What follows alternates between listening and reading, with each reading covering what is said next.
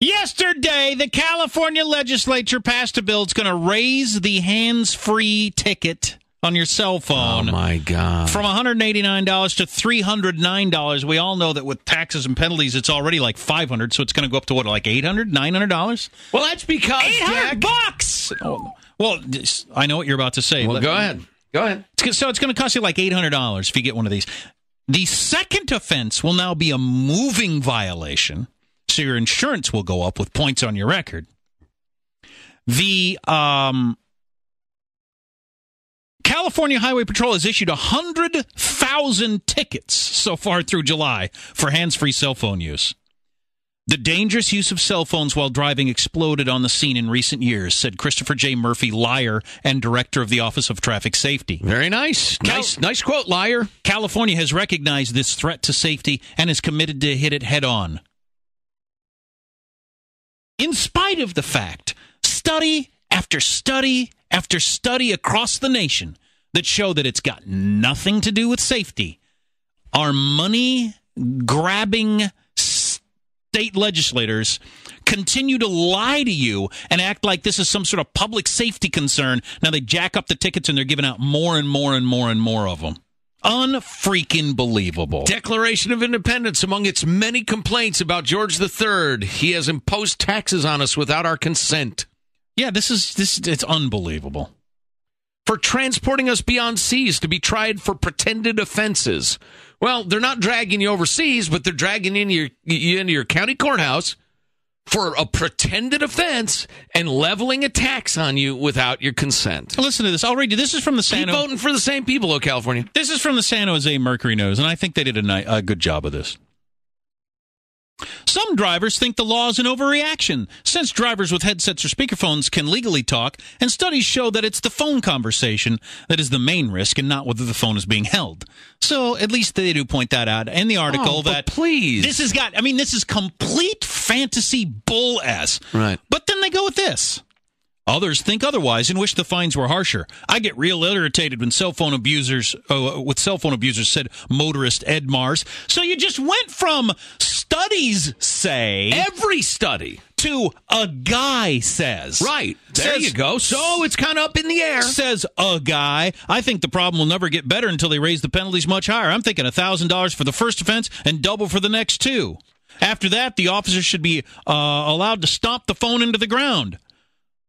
And then shoot the offender and shoot the children. Says a guy. Right.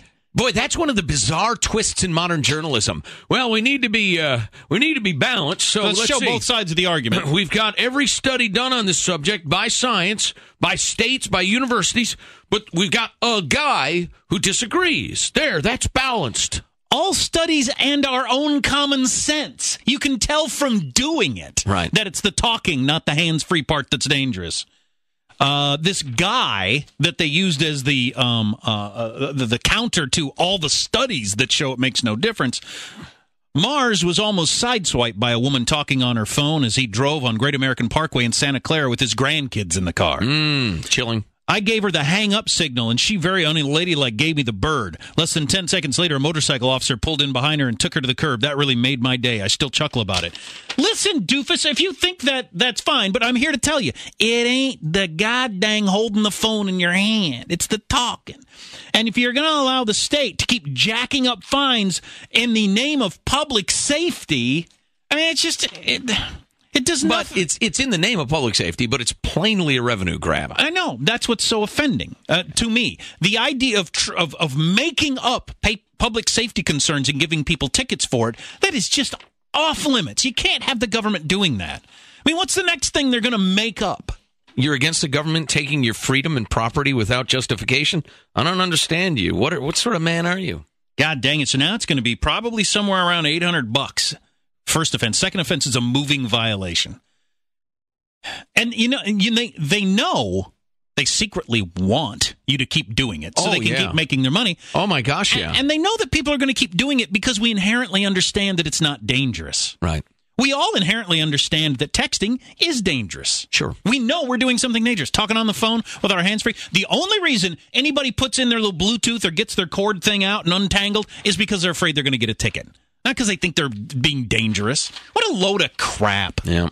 Jacking up those fines, though, because they need the revenue. Can't raise taxes, so instead they invent pretend crimes and level heavier and heavier fines. You know, we've talked about this before. It's the you screwed up, now we can take anything we want tax. Studies show that it's the phone conversation that is actually the risk, not whether the phone is being held.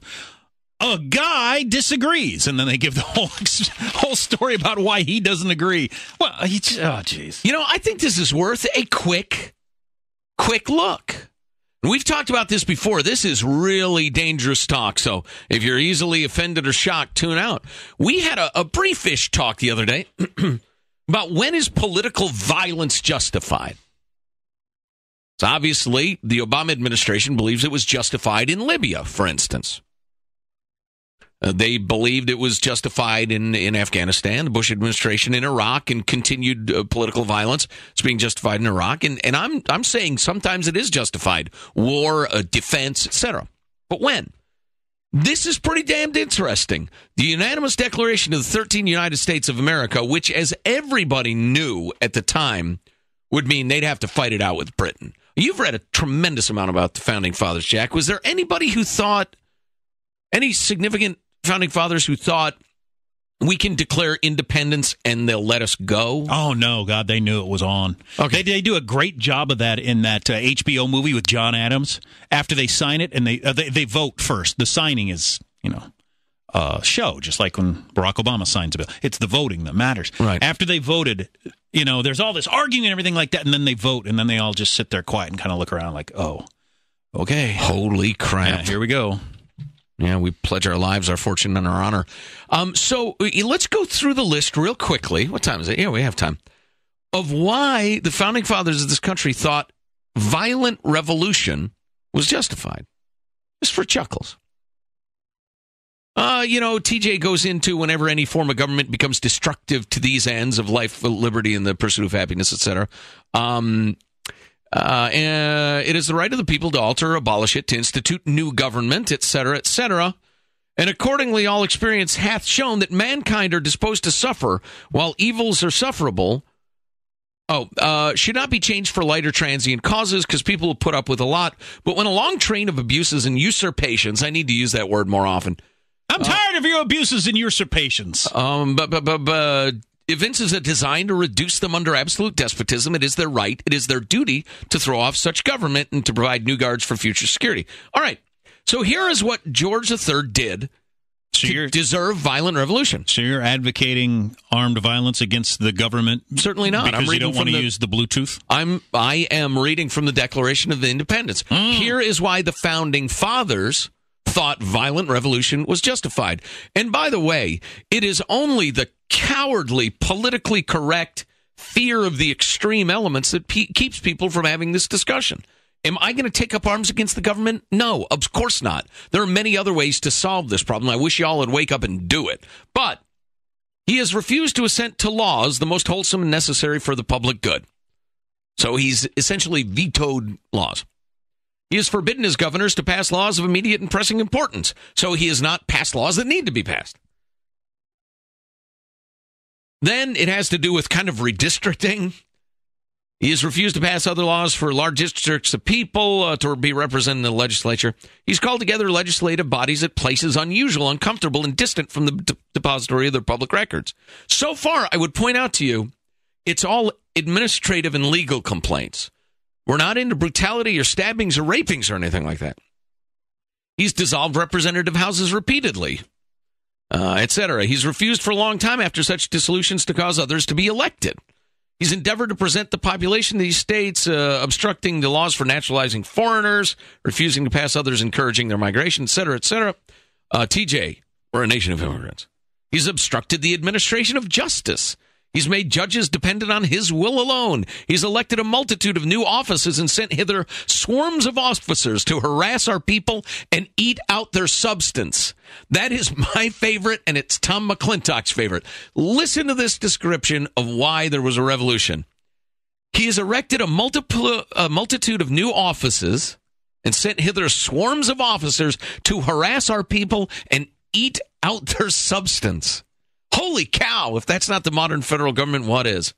Then he gets into standing armies, a military that's not related to the people it's among, quartering large bodies of armed troops among us, unjust trials, cutting off trade, imposing taxes, depriving us of trial by jury, etc., etc. It's not like,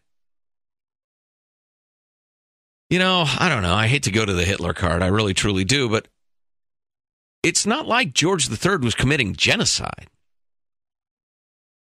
He was making up fake offenses and fining people heavily for them, for instance. Worth thinking about. Sheep. From the text line, my wife is a teacher and has to renew her credential. She only has to pay. No test, proof of extra classes, nothing. You just pay. I call it the teacher tax. It's like that EMT we talked to. You've got to pay several $100s.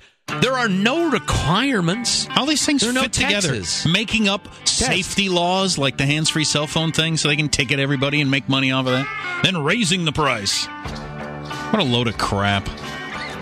Just keep putting up with it, though, sheeple. Our phone number is 1-866-331-TALK, 1-866-331-TALK. You are listening to the Armstrong and Getty Show.